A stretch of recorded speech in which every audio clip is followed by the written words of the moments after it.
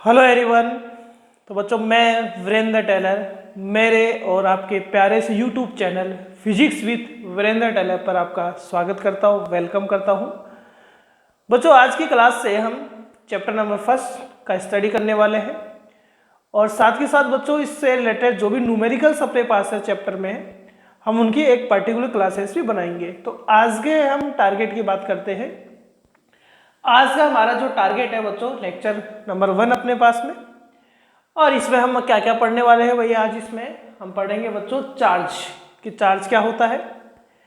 इसके बाद हम पढ़ेंगे इसका इलेक्ट्रॉनिक प्रिंसिपल क्या है बच्चों, चार्ज का इलेक्ट्रॉनिक प्रिंसिपल ऑफ इलेक्ट्रॉन, यानी चार्ज का हम इलेक्ट्रॉनिक प्रिंसिपल पढ़ने वाले हैं। इसके यूनिट्स की और डायमेंशंस की हम बात करेंगे और कुछ टाइप्स इसके जो होते हैं, 2 टाइप पॉजिटिव और नेगेटिव का डिस्कशन हम करने वाले हैं। तो वो जो हम बात करते हैं चार्ज की, और चार्ज से पहले हम डिस्कशन करने वाले हैं इलेक्ट्रॉनिक प्रिंसिपल ऑफ इलेक्ट्रॉन्स की हम बात करते हैं। हमें ये पता है बच्चों कि जितने भी मटेरियल अपने पास इस नेचर में बने हुए हैं वो सभी किससे मिलकर बने हुए हैं, वही वो एटम से मिलकर बने हुए हैं। वो सभी एटम्स से मिलकर अपने पास बने हुए हैं, ये हमें पता है। और हमें एटम का स्ट्रक्चर भी हमें पता है, और हमें यह भी पता है बच्चों कि एक एटम के अंदर सेंटर में पॉजिटिव चार्ज प्रोटॉन की फॉर्म में होता है और उसके अराउंड में क्या होते हैं बच्चों, नेगेटिव चार्ज अपने पास होते हैं। जितना पॉजिटिव चार्ज होता है एक एटम में उतना ही बच्चों यहाँ नेगेटिव चार्ज भी अपने पास होता है, यानी एटम जो होता है बच्चों वो न्यूट्रल होता है। एटम क्या होता है, न्यूट्रल होता है। 600 BC के टाइम में बच्चों थेल्स नाम के साइंटिस्ट ने एक एम्बर नाम का एक मटेरियल लिया जो रेजिन होता है, और उसको बच्चों उन्होंने ऊन से, उसको कॉटन से उन्होंने क्या किया, फ्रिक्शन करवाया, रब करवाया। जैसे फ्रिक्शन करवाए, जैसे उन्होंने रब किया तो उन्होंने देखा बच्चों कि एक मटेरियल का मास कम हो गया और एक मटेरियल का मास बढ़ गया। और एक मटेरियल का मास किसका कम हुआ किसका बढ़ा, बात वो नहीं है, बात ये है कि ये क्यों हो रहा है कि जब 2 मटेरियल को उन्होंने फ्रिक्शन एक दूसरे पर करवाया, रब करवाया, तो उन्होंने देखा कि एक मटेरियल हल्का हो जाता और एक मटेरियल पहले के कंपैरिजन में थोड़ा हैवी हो जाता है, क्योंकि फ्रिक्शन करवाने से कहीं ना कहीं किसी न किसी चीज का उनमें क्या हुआ बच्चों, ट्रांसफर हुआ है। हम उसी बेस को मानते हुए यहाँ उसी बेसिस पर बच्चों हम यहाँ इलेक्ट्रॉनिक प्रिंसिपल का स्टडी करने वाले हैं। तो चलो बात करते हैं इलेक्ट्रॉनिक प्रिंसिपल की, क्या होता है। तो इसलिए मैंने आपको बता दिया पहले कि जितना भी मटेरियल्स अपने पास होता है बच्चों वो सभी एटम से मिलकर बनता है। किससे मिलकर बनता है बच्चों, एटम से मिलकर बनता है। तो हम बात करते हैं कि सपोज बच्चों मेरे पास है 2 एटम अपने पास है।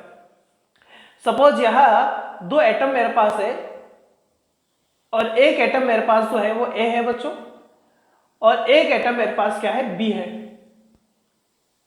एक एटम मेरे पास क्या है, बी अपने पास एटम है। ये 2 एटम्स मेरे पास है बच्चों। इन 2 एटम्स को मैंने यहाँ क्या करवा दिया है, फ्रिक्शन करवा दिया था, और फ्रिक्शन करवाने के बाद में ये अपने पास इस तरीके से रखे हुए हैं। अब फ्रिक्शन करवाए हमने इस पर, जब दोनों के एक दूसरे को रब हमने करवाया है तो इस पर क्या हो रहा है, हमें उसी का डिस्कशन यहाँ करना है। तो हम क्या देखते हैं बच्चों, और हमें इतनी बातें भी पता है, क्या यहाँ देखते हैं कि जितना बच्चों इसमें पॉजिटिव चार्ज है उतना उस पर नेगेटिव चार्ज है, यानी प्लस जेड। जितना पॉजिटिव चार्ज है बच्चों उतना इसमें नेगेटिव चार्ज है। इसी तरीके से इसमें भी बच्चों अपने पास पॉजिटिव और नेगेटिव चार्ज क्या है, इक्वल है। दोनों क्या है, इक्वल है। मैंने ये मान लिया कि बच्चों ये जो पॉजिटिव और जो नेगेटिव चार्ज है मेरे पास में वो 5e के इक्वल है, और इसमें भी चलो मैं मान लेता हूं बच्चों 5e के इक्वल है, यानी 5e का मतलब 5 इसमें प्रोटॉन मान लेता हूं और 5 इसमें इलेक्ट्रॉन है।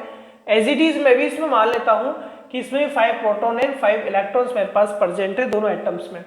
दोनों का आप जैसे बच्चों फ्रिक्शन करवाते हैं तो होता क्या है बच्चों कि फ्रिक्शन करवाने से यहाँ क्या होता है कि जैसे हम फ्रिक्शन करवाते हैं तो हमें ये पता है कि एक एटम में बहुत सारी क्या होती है बच्चों, अपने पास में एनर्जी के लेवल्स होते हैं। जिनमें इलेक्ट्रॉन्स प्रेजेंट रहते हैं। जैसे हम बात करें कि ये बहुत सारी इसकी ऑर्बिट्स है जो एटम के चैप्टर में आता है अपने पास में, तो यहाँ इलेक्ट्रॉन्स बच्चों प्रेजेंट रहते हैं और जैसे हम इनको फ्रिक्शन करवाते हैं तो इनको क्या मिलता है बच्चों, कि एनर्जी मिलता है, क्योंकि फ्रिक्शन करवाने से टेम्परेचर बढ़ेगा, एनर्जी इनको मिलेगा, टेम्परेचर बढ़ेगा बच्चों, और इनकी जो थर्मल एनर्जी होती है 3/2 kT, 3/2 के ये इनकी थर्मल एनर्जी होती है टेम्परेचर की वजह से। तो जैसे आप टेम्परेचर बढ़ाएंगे ई बढ़ेगा बच्चों, ई बढ़ेगा तो इन इलेक्ट्रॉन्स का क्या बढ़ेगा बच्चों, यहाँ काइनेटिक एनर्जी बढ़ेगा और ये इलेक्ट्रॉन एक्साइटेड होकर ये हायर ऑर्बिट में क्या करने लगेंगे, मूव करने लगेंगे। अभी इलेक्ट्रॉन्स मूव करेंगे बच्चों तो एक ऐसी स्टेज जब आपने ज़्यादा फ्रिक्शन करवा दिया है तो ये इलेक्ट्रॉन्स क्या करेंगे बच्चों, एक मटेरियल से, ये एक जो ए मटेरियल है उस ए मटेरियल से बी मटेरियल में अपने पास क्या होने लगे, ट्रांसफर होने लग गए। तो जरूर नहीं कि बच्चों ए से बी में ही जाए, ये बी से ए में भी अपने पास आ सकता है, लेकिन यहाँ ए से बी में इलेक्ट्रॉन्स अपने पास क्या होने लग चुके हैं, ट्रांसफर होने लग चुके हैं। अब मैं मान लेता हूं कि बच्चों यहाँ से 2 इलेक्ट्रॉन निकल चुके हैं और यहाँ 2 इलेक्ट्रॉन अपने पास पहुंच चुके हैं। तो हम ये देखेंगे यदि यहाँ से 2 इलेक्ट्रॉन्स निकले हैं अपने पास में तो यहाँ नंबर ऑफ इलेक्ट्रॉन्स अब कितना रहेगा बच्चों, यहाँ नंबर ऑफ इलेक्ट्रॉन्स यहाँ 2 जा चुका है बच्चों, तो 3 इलेक्ट्रॉन्स यहाँ रहेगा, नेगेटिव में होगा। लेकिन बच्चों यहाँ नंबर ऑफ प्रोटॉन जो होगा वो एज इट इज रहेगा और वो कितना है आपके पास, +5 है। प्लस का मीन या पॉजिटिव चार्ज के लिए मैं बात कर रहा हूं। अब हम बात करते हैं कि यदि इलेक्ट्रॉन यहाँ 2 इलेक्ट्रॉन यहाँ पहुंचे थे तो इसके पास में बच्चों नंबर ऑफ इलेक्ट्रॉन्स कितने थे भाई, इसके पास में स्टार्टिंग में 5 इलेक्ट्रॉन्स थे, लेकिन 2 ये और ले चुका है तो इसके पास 7 इलेक्ट्रॉन्स, यहाँ ऐसे लिख देता हूँ इलेक्ट्रॉन या प्रोटॉन यानी पॉजिटिव चार्ज। यहाँ नंबर ऑफ जो प्रोटॉन है, ये जो पॉजिटिव चार्ज है बच्चों वो तो कितना रहा इसके पास में, वो तो एज इट इज का एज इट इज कितना रहेगा। यदि मैं बात करूं 2 इलेक्ट्रॉन इसे ले लिए हैं तो यहाँ पॉजिटिव चार्ज वही प्लस कितना रहा, 5 प्रोटॉन ही रहा। तो हम यहाँ क्या देख रहे हैं कि यहाँ इलेक्ट्रॉन का ट्रांसफर होने से बच्चों अब ये जो एटम्स है वो न्यूट्रल नहीं है अपने पास में। अब हम इन एटम को देखेंगे तो यहाँ इस ए एटम पर जो टोटल चार्ज होगा, अब इस पर जो बच्चों टोटल चार्ज जो होगा वो 5 इलेक्ट्रॉन, यहाँ देखें 5 प्रोटॉन है और 3 इलेक्ट्रॉन्स है, तो 2 प्रोटॉन के इक्वल होगा जो कि पॉजिटिव में होगा।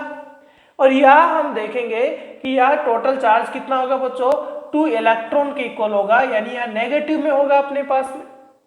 बात समझ में आ रही है। यहाँ देख सकते हैं भाई, यहाँ 7e और 5p, क्योंकि इलेक्ट्रॉन और प्रोटॉन का जो चार्ज होता है बच्चों वो तो वही 1.6 × 10⁻⁻19 कूलम होता है। तो यहाँ नेगेटिव पॉजिटिव देखेंगे तो टोटल 2 प्रोटॉन के इक्वल चार्ज बचेगा, यहाँ 2 इलेक्ट्रॉन के इक्वल चार्ज बचेगा, नहीं नेगेटिव में बचेगा। यानी हमने क्या देखा कि ये बच्चों चार्ज कैसे हुए, ये पार्टिकल्स, ये दोनों एटम्स कैसे चार्ज अपने पास हुई, कैसे मटेरियल अपने पास चार्ज हुआ। तो फ्रिक्शन करवाने से क्या हुआ बच्चों कि जब थेल्स ने 600 BC के टाइम में जब एम्बर को उन्होंने जो कॉटन था उससे फ्रिक्शन करवाया तो उन्होंने देखा कि वास्तव में यहाँ किसी न किसी चीज़ का ट्रांसफॉर्मेशन हुआ है। और वो बाद में डिस्कशन बहुत सारे साइंटिस्टों के द्वारा की गई, तो बताया गया कि बच्चों यहाँ जो ट्रांसफर हो रहा है वो कौन हो रहा है, इलेक्ट्रॉन ट्रांसफर हो रहा है। यानी चार्ज क्या होता है बच्चों, ट्रांसफर ऑफ इलेक्ट्रॉन अपने पास होता है। चार्ज ट्रांसफर ऑफ इलेक्ट्रॉन अपने पास होता है, यानी इलेक्ट्रॉन के ट्रांसफर होने से बच्चों अपने पास में मटेरियल्स में क्या होते हैं, 2 टाइप का चार्ज अपने पास आ जाता है, एक पॉजिटिव चार्ज आ जाता है और एक क्या चार्ज आ जाता है अपने पास, नेगेटिव चार्ज आ जाता है। यही अपने पास क्या होता है बच्चों, इलेक्ट्रॉनिक प्रिंसिपल होता है इलेक्ट्रॉन का। और इसी के बेसिस पर हमने किसको डिस्कस किया, या चार्ज को डिस्कस किया है। तो यह चार्ज क्या होता है बच्चों अपने पास में, ट्रांसफर ऑफ इलेक्ट्रॉन्स होता है। इसके अलावा भी बच्चों हम चार्ज की बहुत सारी डेफिनेशन इसकी प्रॉपर्टी के बेसिस पर डिस्कस करते हैं। तो पहली बात आपको समझ में आई अपने पास में कि यहाँ हमने क्या कहा कि इलेक्ट्रॉन एक्साइटेड होकर जब फ्रिक्शन के कारण इस दूसरे मटेरियल के पास जाते हैं तो यहाँ पॉजिटिव चार्ज क्या होता है बच्चों, क्योंकि इलेक्ट्रॉन यहाँ से जा चुके हैं तो यहाँ पॉजिटिव चार्ज क्या रहता है बच्चों, एक्सेस में आ जाता है। तो ये जो बॉडी होगा, ये जो मटेरियल अपने पास होगा वो एक चार्ज मटेरियल होगा और इसके पास में कैसा चार्ज होगा बच्चों, पॉजिटिव चार्ज होगा। इसी तरीके से बच्चों ये इलेक्ट्रॉन ये रिसीव कर चुका है, गेन कर चुका है, तो इस पर नेगेटिव चार्ज क्या आ जाता है बच्चों, एक्सेस में आ जाता है। आधिक्य मतलब ज़्यादा क्वांटिटी में इसके पास नेगेटिव चार्ज रहता है, तो रिजल्टेंट भी इसका नेगेटिव ही रहेगा, क्योंकि इनिशियली एटम जो होता है बच्चों वो न्यूट्रल होता है, बट फ्रिक्शन की वजह से यहाँ उन्होंने चार्ज को ट्रांसफर कर लिया है इलेक्ट्रॉन की फॉर्म में। इसलिए हम ये कह सकते हैं कि चार्ज जो होता है वो इलेक्ट्रॉन के ट्रांसफर को यहाँ बताता है। अब इसी की बेसिस पर हम यहाँ देख पा रहे हैं कि बच्चों चार्ज दो टाइप के होते हैं, पॉजिटिव चार्ज और नेगेटिव चार्ज अपने पास होते हैं। अब हम इस चीज को आगे डिस्कस करते हैं, ठीक है। एक बार मैं इस डायग्राम को छोटे फॉर्म में बनाता हूँ ताकि कुछ फॉर्मूले न्यूमेरिकल के लिए भी बच्चों यहाँ से तैयार हम कर सके। ये ए अपने पास मटेरियल था, ये बी मटेरियल था बच्चों। यहाँ से यहाँ कौन जा रहे थे, इलेक्ट्रॉन जा रहे थे। तो ये यहाँ हम ये देख रहे थे ए में बच्चों नंबर ऑफ इलेक्ट्रॉन कम हो रहे थे, यहाँ हम ये देख रहे हैं बच्चों कि नंबर ऑफ इलेक्ट्रॉन इंक्रीज हो रहा है। यदि नंबर ऑफ इलेक्ट्रॉन यहाँ डिक्रीज हो रहा है बच्चों, तो यहाँ कैसा चार्ज एक्सेस में रहेगा, पॉजिटिव चार्ज रहेगा। तो ये ए जो मटेरियल होगा बच्चों वो पॉजिटिव नेचर रखेगा, और ये हम बात करें यहाँ तो ये बच्चों इलेक्ट्रॉन यहाँ एक्सेस में आएगा, तो ये कैसा चार्ज होगा आपके पास, नेगेटिव चार्ज होगा। थर्ड पॉइंट हम बात करें बच्चों, अब यहाँ हम देखें तो यहाँ ये ए पॉजिटिव है और ये बी अपने पास कैसा चार्ज है, नेगेटिव है। तो बच्चों ये इलेक्ट्रॉन यदि जा रहा है तो चार्ज का एक प्रॉपर्टी होता है, चार्ज का एक प्रॉपर्टी क्या होता है कि चार्ज जो होता है बच्चों इज बाउंड विथ मास, मास से बच्चों ये बाउंड होता है। यानी यदि चार्ज जा रहा है या चार्ज कोई ले रहा है, ट्रांसफर हो रहा है, तो बच्चों यह मास में भी वेरिएशन आता है। यदि मास में वेरिएशन आ रहा है तो हमें यहाँ देखना पड़ेगा कि किस तरीके से यहाँ मास में वेरिएशन आ रहा है, किस में इंक्रीज होगा, किस में डिक्रीज होगा। तो बच्चों ये ए तो इलेक्ट्रॉन दे रहा है, इसलिए इसका जो मास होगा बच्चों वो डिक्रीज हो जाएगा पॉजिटिव का, और यदि ये इलेक्ट्रॉन गेन कर रहा है बच्चों तो इसका जो मास होगा वो क्या हो जाएगा बच्चों, इंक्रीज हो जाएगा। तो इसका मास इंक्रीज होगा और इसका मास अपने पास यहाँ क्या होगा, डिक्रीज होगा। अब यदि मैं बात करूं कि बच्चों हमें जैसे नंबर ऑफ इलेक्ट्रॉन्स यदि आप फाइंड करना हो, हमें ये फाइंड करना हो कि टोटल कितना मास इंक्रीज होगा, डिक्रीज होगा, तो हम उसको देखते हैं। जैसे सपोज करो कि बच्चों मुझे एक फॉर्मूला फाइंड करना है कि कितना इंक्रीज हुआ मास और कितना डिक्रीज हुआ, कितना मास इंक्रीज हुआ, कितना डिक्रीज हुआ। तो सपोज बच्चों इसने 2 इलेक्ट्रॉन ट्रांसफर किए थे, कितने इलेक्ट्रॉन ट्रांसफर किए थे, 2 इलेक्ट्रॉन इसने ए ने बी को ट्रांसफर किए थे। इसका मीनिंग हुआ कि ए का जो मास हुआ वो 2 इलेक्ट्रॉन के जितना डिक्रीज हो चुका है। इसी तरीके से बी ने बच्चों 2 इलेक्ट्रॉन गेन किए थे, इसका मीन हम ये कह सकते हैं कि इस बी का जो मास है वो 2 इलेक्ट्रॉन के जितना क्या हो चुका बच्चों, इंक्रीज हो चुका है।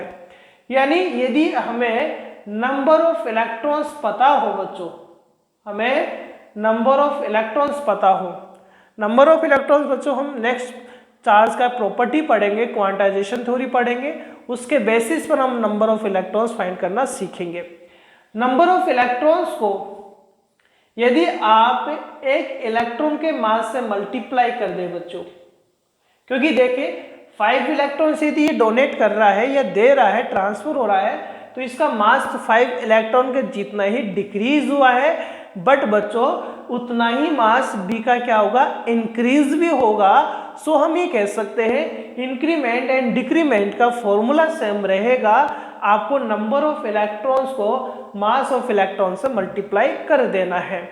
तो ये मास ऑफ इलेक्ट्रॉन भैया कितना होता है, ये होता है बच्चों 9.1 इंटू 10⁻31 इन kg, ये मास ऑफ इलेक्ट्रॉन होता है। तो और ये जो इलेक्ट्रॉन होता है बच्चों, इसका चार्ज जो होता है, आगे वैसे मैं डिस्कशन करूंगा, डिटेल से लिखवाऊंगा, इसका चार्ज 1.6 इंटू 10⁻19 कूलम, सबसे छोटा चार्ज है नेचर का ये अपने पास इसका चार्ज होता है। तो हम नंबर ऑफ इलेक्ट्रॉन्स यहाँ पर इजीली में बच्चों फाइंड कर सकते हैं। दूसरी बात, जैसे मान लो कि चलो मैं बता देता हूँ कि बच्चों यदि नंबर ऑफ इलेक्ट्रॉन्स यहाँ फाइंड करने हो कि यहाँ कितने इलेक्ट्रॉन्स गए हैं, तो इसके लिए बच्चों हमें चार्ज से रिलेटेड थोड़ी बात करनी है। चलो हम बात करते हैं। हमें नंबर ऑफ इलेक्ट्रॉन्स फाइंड करने हैं, तो हम यह चार्ज की थ्योरी को एक बार वापस से देखते हैं कि बच्चों मेरे पास यह स्टार्टिंग में कितने प्रोटॉन थे। मेरे पास स्टार्टिंग में 5 प्रोटॉन्स थे और 5 ही इलेक्ट्रॉन्स मेरे पास थे। इसके पास में 5 प्रोटॉन्स और 5 इलेक्ट्रॉन्स थे। इसने इसको 2 इलेक्ट्रॉन दे दिए थे भाई। कितने इलेक्ट्रॉन दे दिए थे बच्चों? 2 इलेक्ट्रॉन इसने दे दिए थे। 2 इलेक्ट्रॉन देने के बाद में बच्चों इसके पास में 3 तो क्या रहा है? इलेक्ट्रॉन रहा और 2 इसके पास प्रोटॉन रहा। तो इसका टोटल जो चार्ज रहा, क्योंकि इसने इसके पास 5 है ना, ये तो एज इट इज था, 5 प्रोटॉन है। इसने 5 प्रोटॉन में से 5 इलेक्ट्रॉन में से 2 इलेक्ट्रॉन इसने दे दिए। तो इसमें क्या हुआ? इसमें हुआ क्या है, एक मिनट बच्चों यहां तक आप नोट कर लेंगे, ठीक है। यहां एक बार मैं इसको फॉर्मूले को एक बार और समझाते हैं कि हमने क्या फॉर्मूला पढ़ा अभी, कि हमने पढ़ा कि इंक्रीमेंट और decrement equals to number of electrons into mass of electron, ठीक है। अब यदि बच्चों आपको नंबर ऑफ इलेक्ट्रॉन्स भी फाइंड करने, वैसे तो क्वांटाइजेशन थ्योरी वापस से डिस्कस हो जाएगा, लेकिन यहां भी एक बार वापस समझा रहा हूं कि जैसे 5 प्रोटॉन इलेक्ट्रॉन अपने पास है, ठीक है। 5 प्रोटॉन इलेक्ट्रॉन इसके पास भी था, ए और ये बी मटेरियल है। इलेक्ट्रॉन ऐसे भी मूव करने लगा। मान लो बच्चों इसने 2 इलेक्ट्रॉन दे दिए, तो इसके पास 3 तो इलेक्ट्रॉन रहा, प्रोटॉन तो एज इट इज रहा 5। लेकिन बच्चों इसके पास में इलेक्ट्रॉन 2 लेने से 7 इलेक्ट्रॉन्स हो गया, 5 प्रोटॉन हो गया। तो इसके पास टोटल चार्ज कितना हुआ? ए के पास टोटल चार्ज कितना हुआ? तो ए के पास टोटल चार्ज कितना होगा बच्चों? 5 और 3 कितना हुआ? 2 प्रोटॉन के इक्वल हुआ, ठीक है। 2 प्रोटॉन के इक्वल हुआ टोटल चार्ज को क्यू से लिख रहा हूं मैं। इसी तरीके से इसके पास में जो टोटल चार्ज हुआ बच्चों, वो 2 इलेक्ट्रॉन के इक्वल हुआ है नहीं हुआ?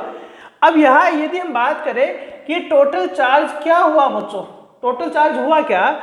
ये 2 कौन है बच्चों? ये 2 कौन है? ये 2 है बच्चों नंबर ऑफ इलेक्ट्रॉन्स।